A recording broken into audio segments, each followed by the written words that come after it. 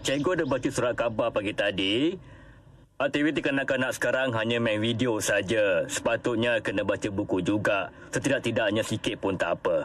Tapi bukan baca buku komik ya. Bacalah buku novel ke, cerita ke, biografi orang yang hebat. Lain-lain patut dibaca juga. Kerja untuk hari ini ialah buat kesimpulan dari buku yang kamu baca. Janganlah terkejut. Itulah, kena baca buku yang banyak tulisannya dan kena pula buat kesimpulan dari buku yang dibaca tu lah. Baguslah kalau macam tu. Apa yang bagusnya? Sekali-sekala awak kenalah baca buku juga.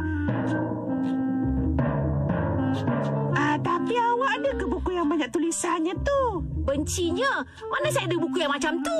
Habis macam mana sekarang? Saya dah pinjam buku daripada Shizuka lah. Tapi bila saya pegang aja buku macam ni, mulalah kepala saya ni pun dah pening dibuatnya. Baik, saya selak muka surat dan baca je lah. Tapi lepas baca 2-3 baris, kepala pun mulalah berpusing rasa nak pening. Satu muka surat pun tak habis lagi dan mengantuk dah. Bangunlah baca buku. Kalau baca macam tu lah jadinya. Buatlah sesuatu Doraemon. Saya pun dah agak dah. Membalut buku manusia. Saya tak perlukan membalut buku macam tu lah. Kalau sorongkan benda ni, manusia akan jadi buku yang dibaca. Manusia akan jadi macam buku ke?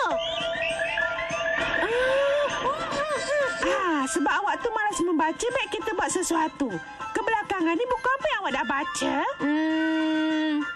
Oh ya, Raja Gergasi Dogacar. Menarik cerita tu. Baiklah, tulis tajuk buku tu di atas ni. Raja Gergasi. Letakkan di atas kepala awak. Dengan ni buku yang kita baca, kita akan dapat ingat dan boleh bercerita hingga habis. Tengoklah juga ada sebuah UFO lah. Lupa pula nak selaraskan volumenya. Saya nampak benda yang pelik lah. Oh, dia datang ke arah sini. Apa dah jadi Lari cepat. Raja Gergasi Dogacar ni nampaknya adalah sebuah komik rupanya. Saya langsung tak faham lah. Kalau macam ni memang senang lah. Sekarang ni bolehlah saya jadikan Shizuka tu sebuah buku. Tak nak lah. Adakah saya nak jadi buku? Kenapa awak tak mahu pula? Kejap lagi saya nak ke kelas piano lah. Tak boleh? Awak tak nak cuba ke? Dia kata tak boleh lah. Teruklah kalau macam ni. Macam mana saya nak tulis kesimpulan buku yang dia baca tu? Yalah, kan ada orang yang suka membaca dan bukunya pun banyak macam dekat perpustakaan sekolah. Boleh saya tengok tak? Apa salahnya kalau nak? Ya, saya boleh tengok semuanya ke? Terima kasihlah. Kalau macam tu boleh saya masuk tengok untuk cari buku yang sesuai dengan saya. Masuklah, awak boleh ambil yang mana awak suka. Semua buku saya ada di sini. Awak ambillah yang mana satu yang awak nak. Semua buku kat sini tebal-tebal lah. Kenapa dengan awak? Tak ada apa-apa. Bagi awak buku apa yang seronok? Saya rasa semua pun seronok dibaca. Jadi saya cadangkan untuk awak.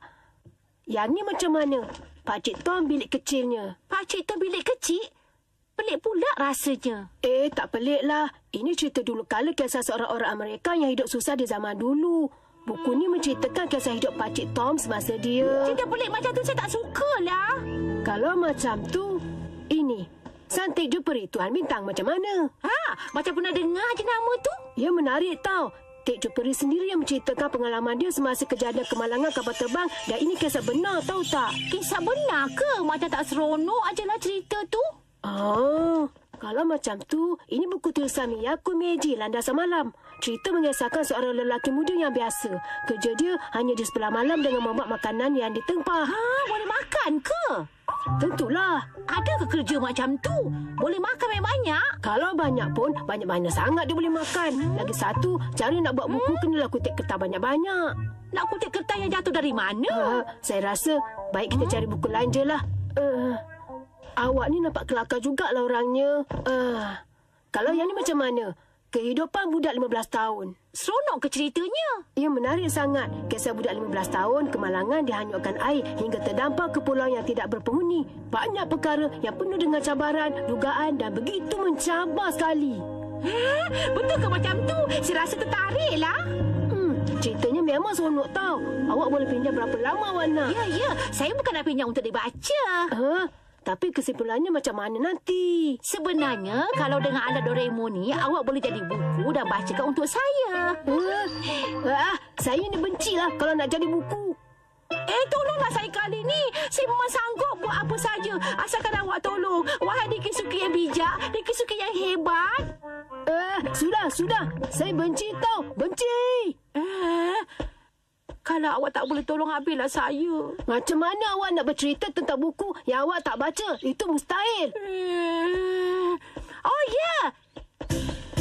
Awak pernah cakap yang awak nak pergi tengok ke dunia masa depan kan, Diki Suki?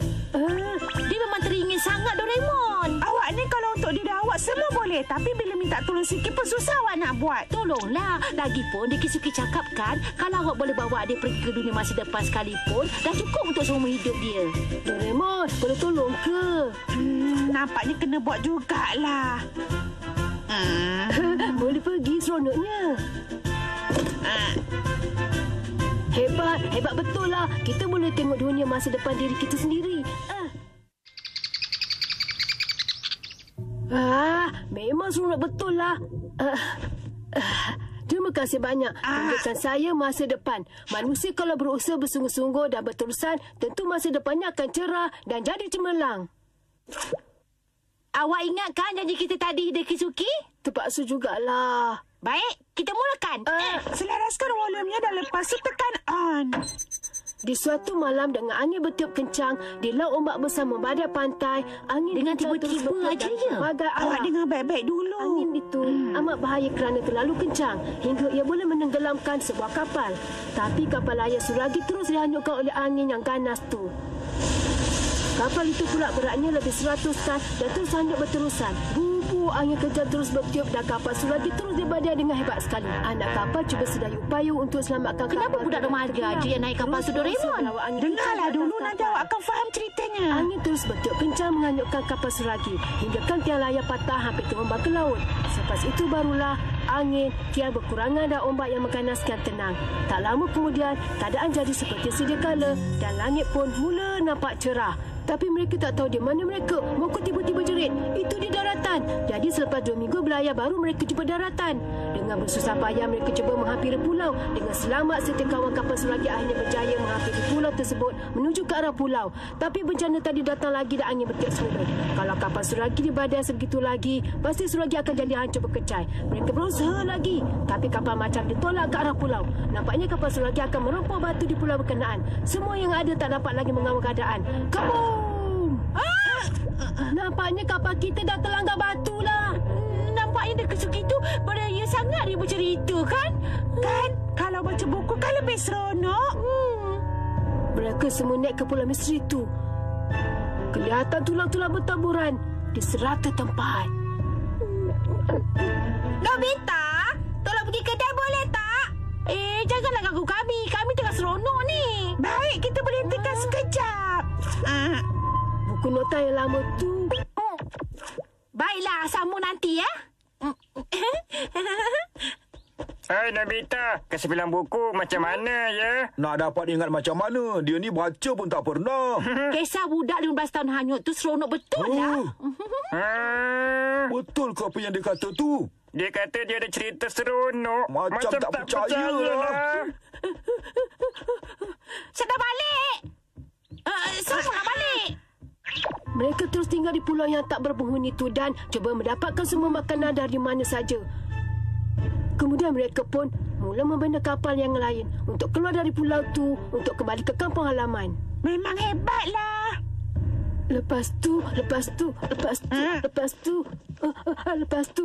nak ke tandas. Kena bagi masa juga ke tandas. Tunggu sekejap ya Diki Suki. Kesian dia bercerita sampai nak buang air pula. 2 ekor bermula mengejar Jack. Jack, apa berlaku pada dia? Tak sangka yang datang membantu adalah Donipan. Dia segera mengambil senjata dan segera meluru ke arah Jack untuk membantu. Kemudian, Donipan pun segera melepaskan 2 tembakan. Baguslah. Nasib baik Donipan ada kat situ, kan? Sebenarnya, mereka adalah penjenayah yang bersenjata. Lepas tu. Suaranya dah tak boleh nak keluar lagi. Tapi dah sampai ke bahagian yang seronok muak lagi. Kan dia Kesuke dan letih tu. Saya rasa letih betul lah.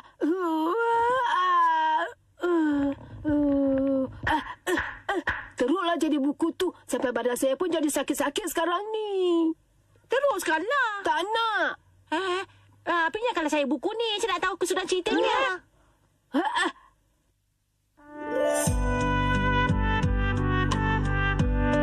Hei, Nobita. Cukuplah tu. Dah larut malam ni. Mama, nantilah. Dia dah mula seronok membaca. Biarkanlah dia terus membaca buku tu. Dengan membina semula sebuah kapal yang kukuh dan mereka semua pun mula meninggalkan pulau tu. Semakin lama, semakin jauh pulau tu ditinggalkan. Suara kegembiraan dari mereka mula kedengaran.